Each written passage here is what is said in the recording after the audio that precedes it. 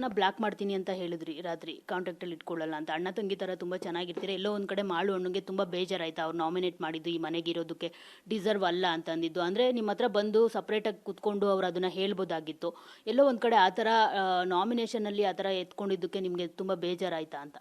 ಹಾಂ, ಬೇಜಾರಾಯ್ತು ರೀ. ಯಾಕಂದ್ರೆ ಅಲ್ಲಿ ಸುದೀಪ್ ವಿಕೆಟ್ ದಿನ ಏನಾಯ್ತು ಅಂದ್ರೆ ನಾಮಿನೇಟ್ ದಿನ ಯಾರು ಹೋಗ್ತೀರಿ ಯಾರು ಇರ್ತೀರಿ ಅಂತ ಕೇಳಿದಾಗ ಸ್ಪಂದನ ಹೋಗ್ಬೋದು ಅಂದಿದ್ನಿ.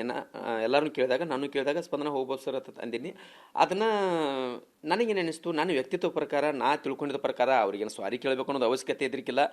ಏನೋ ಒಂದು ಬಾಂಡಿಂಗ್ ಚಲೋತು, ಅಣ್ಣ ತಂಗಿ ಬಾಂಡಿಂಗ್ ಚಲೋತು, ಅವ್ರಿಗೆ ನಮ್ಗೆ ಚಲೋತು ಅನ್ನೋ ಉದ್ದೇಶಕ್ಕಾಗಿ ನಾ ಏನು ಕೇಳಿ ವಾಶ್ರೂಮ್ ತಲೆ ಬಂದ ಅಪಿ ಏನೋ ನಿನಗೆ ನೀ ಹೋಗ್ಬೋದು ಅಂತ ಅಂದಿದ್ರೆ ಏನ್ರಿ ನಿನಗೆ ಮನಸ್ಸಿಗೆ ಬೇಜಾರಾಗ್ಯಾರ, ಸಾರಿ ಅಪಿ ಹೇಳ್ಬೇಕನ್ನಿಸ್ತು ಹೇಳಿನಪಿ ಇಷ್ಟು ಅಂದಿದ್ನಿ.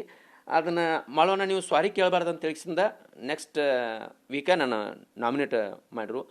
ಅದು ನನಗೆ ಸರಿ ಅನಿಸ್ಲಿಲ್ಲ. ನನಗೆ ಯಾಕೋ ಒಂಥರ ಮನಸ್ಸಿಗೆ ಬೇಜಾರು ಅನಿಸ್ತು. ನನಗೆ ನಿನಗೆ ಆ ರೀತಿ ನಿನಗೆ ಆ ರೀತಿ ಕೇಳಿಲ್ಲಪ್ಪಿ. ನಾನು ಏನೋ ನಿನಗೆ ಮನಸ್ಸಿನಾಗ ಒಂದು ಸ್ಥಾನ ಕೊಡೋದನ್ನು, ತಂಗಿ ಸ್ಥಾನ ಕೊಡೋದನು ನನಗೊಂದು ಕಳ್ಳು ಚುರುಕು ಅನಿಸ್ತು. ನನ್ನ ಮನಸ್ಸಿಗೆ ಒಂದು ಸ್ವಲ್ಪ ಇದನ್ನ ಅನಿಸ್ತು ಕೇಳಿ. ನೀ ಅದನ್ನ ರೀಸನ್ ಇಟ್ಕೊಂಡು ನಾಮಿನೇಷನ್ ಮಾಡ್ತೇನೆ ಅಂದರೆ ಅಪ್ಪಿ ನನ್ನ ಲಿಸ್ಟ್ನಾಗಿಂದ ಬ್ಲಾಕ್ ಆಗ್ತಾನೆ ಅಂತ ಹೇಳ್ಕಿಸಿಂದ ನಾ ಬ್ಲಾಕ್ ಹಾಕಿದನು. ಇವಾಗ ನೆಕ್ಸ್ಟ್ ಕಾಂಟ್ಯಾಕ್ಟಲ್ಲಿ ಇರಲ್ವಾ ಸ್ಪಂದನ ಅವ್ರ ಜೊತೆ ಇರ್ತೀರಾ?